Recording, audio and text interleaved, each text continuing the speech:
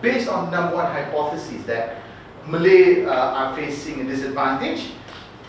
We'll look into that. So these are the callbacks ratio, we'll look into that. So answering the hypothesis, is there an ethnic bias in the application process of which Malays are facing major disadvantage? The answer is yes and no. Yes, there is an ethnic bias in the application process. No, it's not exclusive to the Malays. So that's what we found out. And here's even more interesting.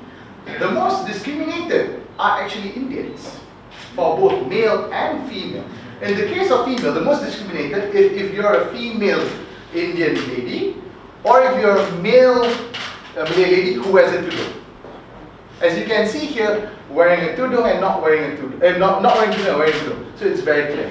In terms of male disparity, yes, Sadiq is quite lacking behind Gabriel, but look at Ivaka. He's twice as less likely to get a call for interview than Sadiq is. So indeed, it does answer the question. The problem is that previously what we looked is when we say ethnic disparities always between these two big ethnic, and we forgot the third biggest ethnic, which is the Indian.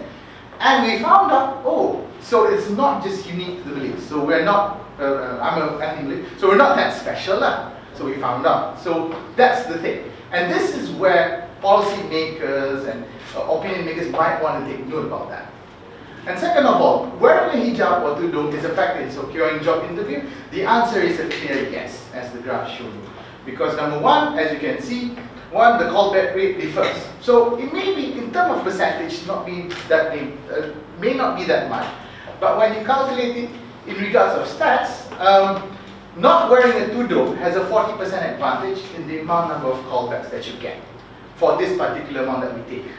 So for a Malay candidate, let's just say they want to venture into the private sector and they want to ask for jobs for graduates, well, not wearing a tudung will give you an advantage. That's the idea that that's what we found out of this. And the third one, the Mandarin factor. Ability to converse in Mandarin will assist you in securing a job interview. The answer is yes, if you are Chinese.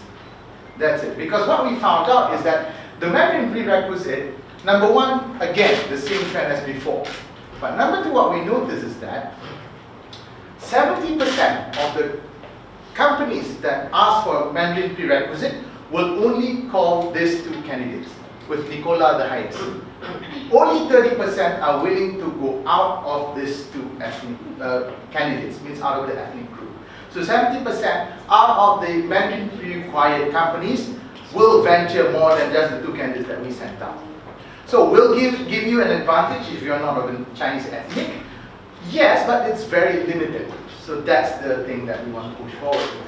So the finding is that with all the measurement metrics being similar, even the models, ethnicity is the only clear difference in this case. It is clear that there is a large disparity in regards to job opportunities. Indians and hijab-wearing females are the most marginalized group, as what we see. And this is where this study differs from the previous ones. Because we found out, oh, it's actually this group. That Mandarin is not really a real requirement in most vacancies that features it. In most, not all, in most. About 70%.